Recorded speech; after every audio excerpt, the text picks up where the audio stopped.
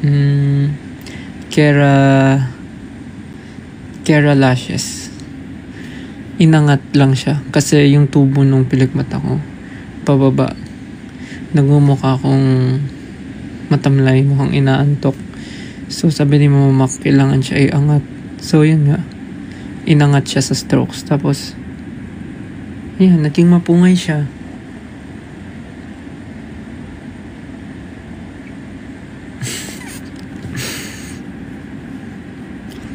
Saan ako nagpa-piercing, halo-halo. So, keratin. So, yung una kong butas ay butas na lola ko nagbutas. Ang ginawa niya, totoong hikaw, tapos ininit niya sa anong tawag doon? Sa lutuan. What do you call it? Lutuan? Yes. Gasol. Gasol ba? No. Gasol is gas. Yung tawag sa kalan. Shucks. Yeah. Pinainit niya yung hikaw sa kalan. And then, after heating it sa kalan, tinusok niya bigla sa tenga ko. So, parang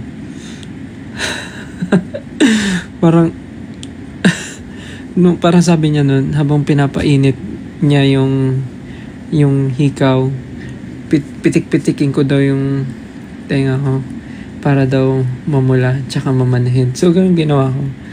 Pinitik-pitik ko siya, kinurot-kurot ko siya. Kinurot-kurot ko siya para mamanhid. Tapos, after ilang minutes, bumalik na yung lola ko. Tapos kita ko, parang kita ko yung, di ko nahawakan, pero parang nararamdaman ko yung init nung dulo nung hikaw. Tapos biglang sabi niya, "Uy, tutusok ka na. 1, 2, hinila niya niyang gano'n. Dito ba yun? Parang dito yun. Hinila niyang gano'n. Tapos ginanon ng lola ko. Parang nalala ko nga medyo nag-stuck pa yun ng konti kasi parang makunat ata pa yung ko nun, tenga. Pero parang ko nun, ilang taon ba ako nun? 15? 14, 15, mga ganun. Yun ata yung age ko nun. 14, 15. Yung nagpabutas ako ng tenga sa lola ko.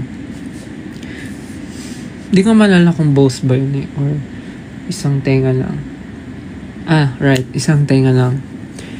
Isang tenga lang yun. Nagpabutas ako sa lola ko. Tapos, next na is parang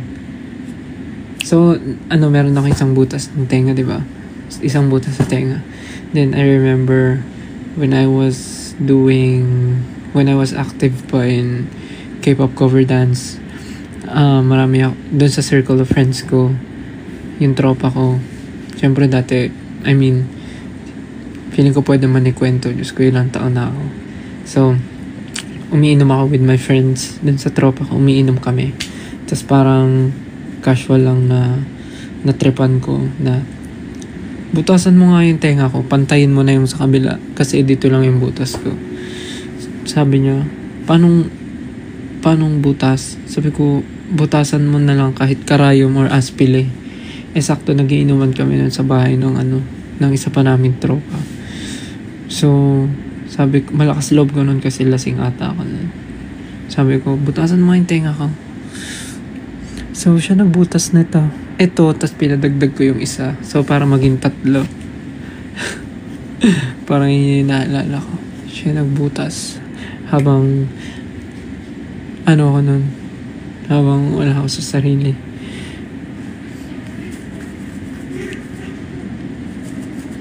Tapos yung iba, the rest is history. History! Ano yun?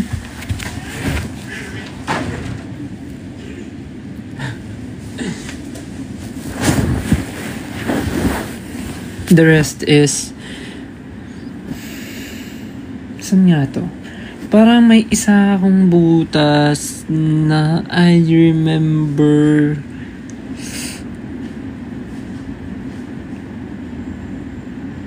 Saan yun? Sa Taft ata yun eh. Sa Taft. Dalawa. Itong isa... Oo nga no, ba't wala tong nakasuksok? Butas ba to?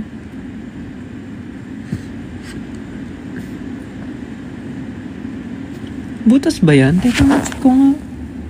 Oo nga no. Ba't walang nakasaksak dyan?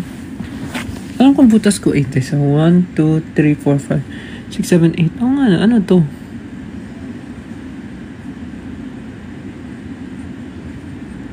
Wala ba to?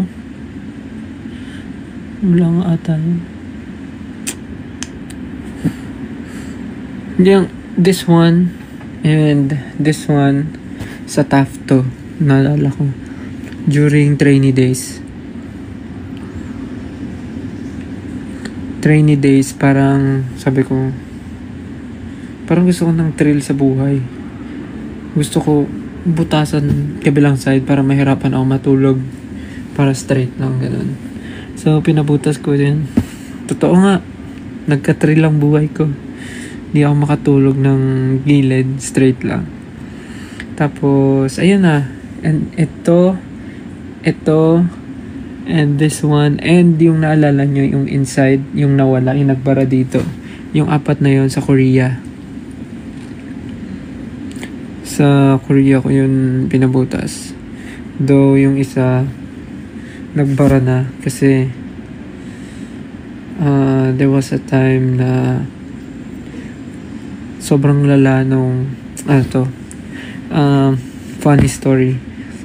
So, di ba nagpabutas ako sa Korea? It's for piercing. What's that? Oh, stickers. Thank you for sending po stickers. So, funny story. I have 4 new piercings. So, this one. Psst. No. Stop yan. Doon na, bed na, sleep na. Hindi nyo yan food. Psst. Kumain na eh. Kumain na kayo, di ba? Doon na, bed. Bed na.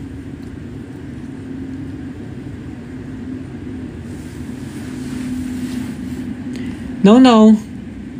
Hindi yan sa'yo.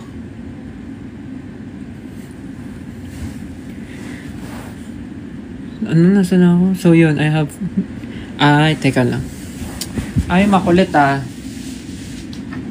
No. Hindi yan sa'yo. Doon na, bed. Huwag makulit. Hindi ka na. Busog ka na eh. Makinalagyan mo. Bed na. Bed. Ako. Kami. Bed na. Bed. Sit.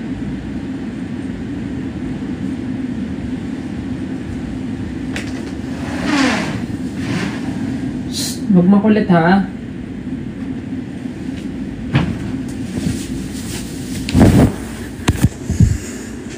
Sana, sorry. Nawala na yung kinikwento ko. So, yun nga, meron akong bagong 4 na piercing. Ito. Tapos yung... Psst. Ay, ang kulit talaga! Bed na. Sleep na. Punta na sa bed. Makulit ka. Sleep na doon.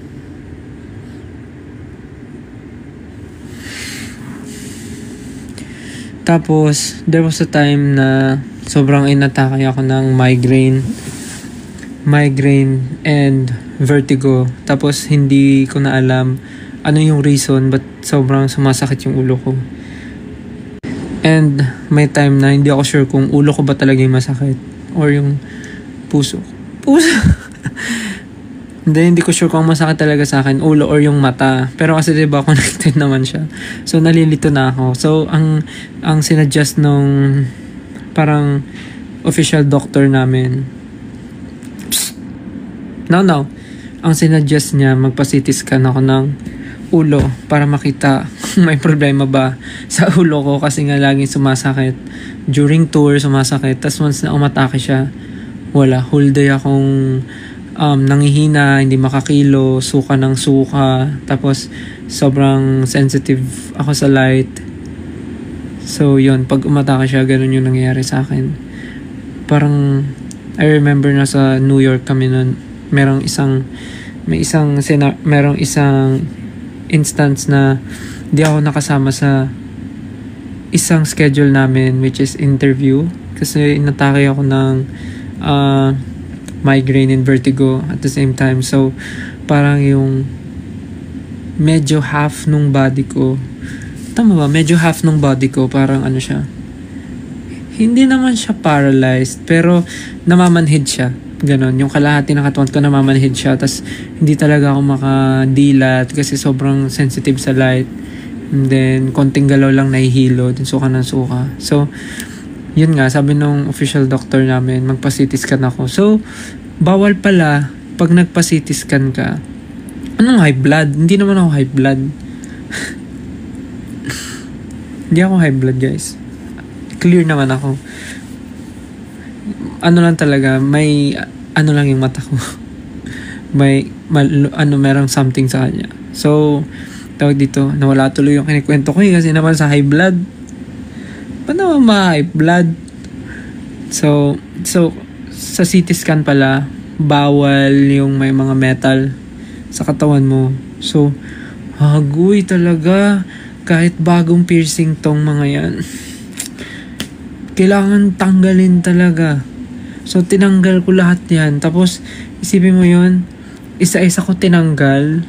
Isa-isa kong tinanggal talaga, Diyos ko. Nung time na yun, syempre medyo bago pa sila. Bago pa yung hikaw ko. Tapos, ito kasi yung hikaw na, alam mo yun, yung parang bilog. What do you call this one? Yung ganyan. So, hirap na hirap ako tanggalin siya sa hospital. Hospital ba yun? Clinic? Sa hospital. So, tinanggal ko siya. Isa-isa. Especially yung nasa loob. Helix ba tawag doon? Hindi ko alam eh. Pero yung stud, ayun, yung mga stud. Pero yung isa doon sa loob, sobrang nahirapan ako tanggalin yung helix. Pero kailangan talaga tanggalin kasi nga bawal sa CT scan. So, tinanggal ko siya. No choice ako eh. Tapos, dumugo siya. Sobrang dumugo siya. Rook! Rook. Ayun, parang tama nga, rook nga. Nalala ko. Di ba rook ito? Anyways, basta yung nandyan, tinanggal ko yung nasa loob. Dumugo siya. Tiniis ko talaga para dun sa CT scan na yun. So, yun, naalala ko. Then, after kong magpa-CT scan, good thing naman, na-clear. Wala namang nakita ng something. Wala naman akong problema. Walang ang next dito, I check up. So, baka may kailangan paggawa talaga sa mata ko. Baka specialized specialized eyeglasses. Hindi ko sure, but yeah, yun na yung next na gagawin. So, going back to the story, yung sa earrings ko. After ng CT scan, so, dali-dali ko silang binalik kasi nga, bagong butas halos bagong butas. So, bawal siyang matanggal yung hikaw kasi baka magbara, fresh pa yung sugat. So, binalik ko ulit siya kahit dugo-dugo yung tenga ko, yung kamay ko tugong-dugo. Kasi nga pinilig ko tanggalin. Pero pagdating dun sa may rook, wala talaga mga dzay. Wala. Hindi ko na siya nabalik kasi sobrang sakit. Tapos, pag natusok ko na siya, hindi ko na mahanap yung kabilang side ng butas. Kasi kahit anong kapa ako, hindi ko siya makapa yung butas sa part na yun. Kaya, so, ayun na. Nag-give up na ako. Hindi ko na siya pinilit ibalik kasi sobrang sakit. Sabi ko na lang sa sarili ko, pag bumalik na lang kami ng Korea, papabutas ko na lang siya ulit. Kasi sobrang gusto ko talaga yung sa rook na yun. Sayang. Well, that's life. Ano yung pa-laser? LASIK ba yung sinasabi nyo? Is it LASIK? Gawa ka alarm for us. Zay, sana okay ka na. Okay naman ako. Kailangan lang talaga, okay, so yung nagtitrigger ng migraine ko is, muna pag kulang sa tulog. Sige, iano ko siya. Pinaka na ano talaga siya, pag kulang sa tulog. Yun. Next is strong lights. Pagka yung matindi yung ano nung ilaw, tapos direct siya sa mata ko, doon parang bigla akong nabablind for a while, tapos after nun nalabo na yung mata ko. So depende siya, pag lumabo yung left eye ko, sasakit yung right side ng ulo ko. Pagka yung right side naman yung lumabo yung mata ko, pag nag-blur, yung left naman yung sasakit. So parang ganun siya. So yun, malakas yung natitrigger siya pag malakas yung ilaw. Kaya papansin nyo, pag mga shows namin, bihira kaming mag-strobe lights. Kasi yun yung nagpapatrigger sa migraine and vertigo ko. Alam naman ng team yun. Kaya, yeah, I have astigmatism din. Nagkaon na ako, lab. Sabi, nagkaon ka na, lab? Kaon ako, lab. Tapos yun, nasa rider naman namin yun, sa lights, na hindi pwede na magpa-strobe ng sobra and directly sa amin, sa stage. Kasi atakihin talaga ako, Jai. So yun ang story. Ano pa pala, nakalimutan ko. So pagkakulang sa tulog, tipong 2 hours, 3 hours, parang 2 hours tulog, tapos biglang gigising ng maaga, ganun. Tapos dire-diretso, walang pahinga. Yun. And then strong lights. Next is pagka yung scent, yung sobrang floral, yung sobrang mabulaklak na amoy. Okay naman ako sa ganung scent, pero pag sobrang mabulaklak yung amoy, yun, isa rin yung sa nagpapatrigger. Yung sobrang lakas, yung sobrang bango na talaga, parang pag ginawa mong buhay yung Downy Antibac, Downy Passion, ganun. Kung ginawa niyo siyang tao at buhay siya at naglalakad, ganun. Pag ganun, yung sobrang, alam mo yung mga amoy sa, ito, don't get me wrong, I love the smell of yung mga bagong labang damit. Pero alam niyo yung mga mga amoy sa laundry shop, yung sobrang bango ng mga Fabcon, yun, pag yun naamoy ko talaga, isa yun sa medyo nati-trigger somehow yung migraine ko. Anong Zonrox? Fabcon nga eh. Ate ko naman Fabcon. Yung sobrang bango. Parang mali yung Zonrox mo. Tapos siguro pinaka-least is paggutom.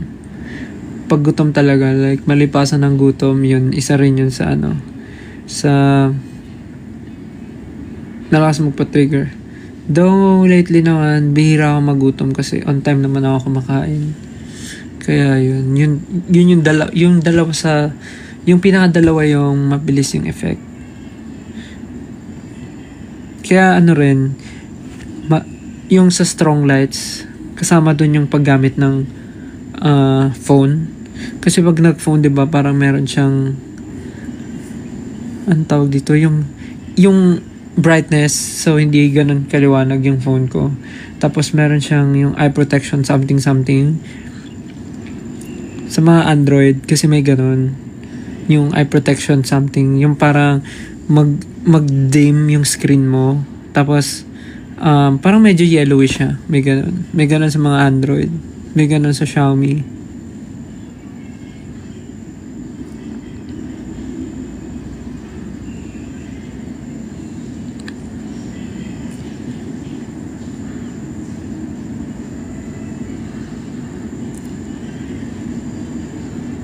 Dami nyo 8.7, daming nanonood. So yun, ang layo na nung narating, no? Parang pinag-usapan, tinanong lang yun. Kung ilan yung butas ng tenga ko, tas kung saan na napunta. But ayun, yun ang story of my life. Searching for the right, but it keeps avoiding me. Anong gawa ng alarm? Paano ang alarm? Magsasalita ako, tapos alam ko naman yung alarm pampagising.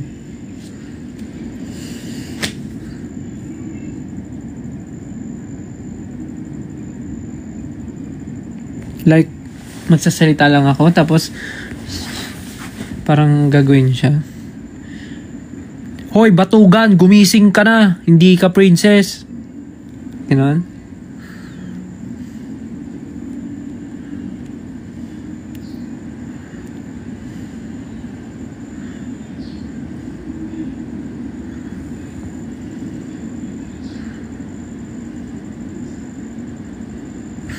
Hoy, gumising ka na. May responsibilidad ka pa. Kilos! Ganon. O gusto niya yung good morning. Kilos ka na. Pag di ka kumilos, kikis kita. Yeah. Ganon bang mga pampagising gusto niyo?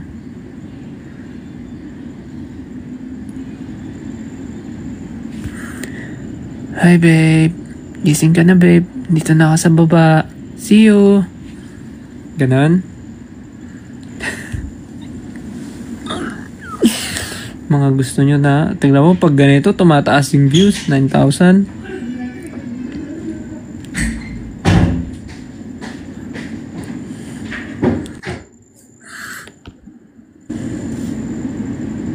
Yan may alarm na. Pwede na yun.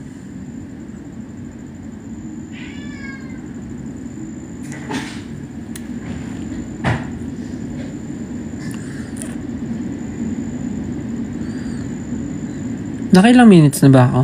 Baka pwede na ako mag-end. Sabi naman ni TikTok, saglit lang eh. Pero ba't ang daming viewers? 9.1. Anyways, so yun lang naman yung reason ba't ako nag-live. Kasi sinusunod ko lang si TikTok. Baka ito na yung daan para mawala yung pagka-shadow ba ng account ko. Salamat sa nanood. Kahit panandalian lang, mabilisan lang. 9.1 viewers. Thank you. Dami nyo. Bawi ako next time. Kailangan ko na rin magpahinga. Di ba nagkwento ako kanina? Sabi ko, bawal akong mapuyat. So, gusto nyo ba mapuyat ako? Gusto nyo ba sumakit ulo ko? Di ba? Hindi naman. Gusto nyo ba sumakit yung ulo ko? Di ba? Hindi naman. Tulog na ako. Pag sumakit yung ulo ko, alagaan mo pa ako.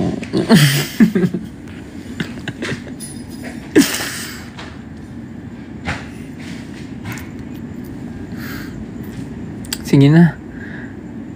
Basta yung kayo na lang mamili dun sa mga alarm na sinabi ko. Bahala na kayo kung anong gagamitin nyo dun. Basta ang goal, sana magising kayo at sana maging inspired kayo sa pagising nyo tuwing umaga. O siya, kailangan ko na magpahinga. Ako'y babiyahe pa para umuwi sa aking bahay. Dahil wala po ako sa aking bahay. Ako po ay nakikain.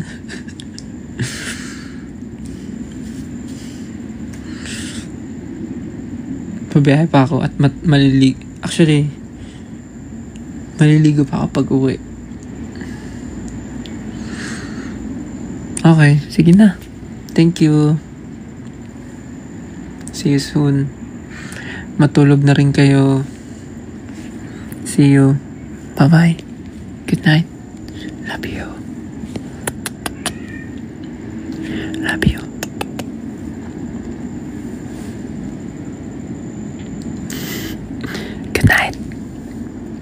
Bye-bye. See you.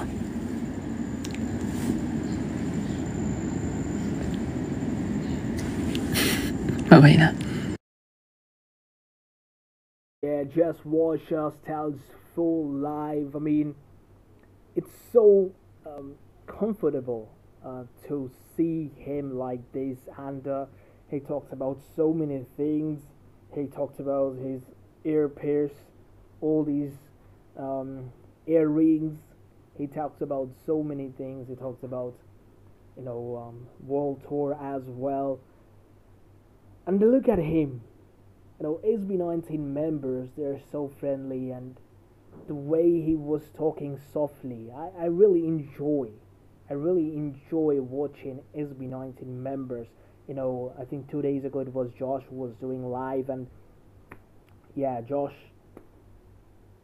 they know how to give back the love, and they always do it, and it's not just for show. They genuinely love all the 18. They care about 18.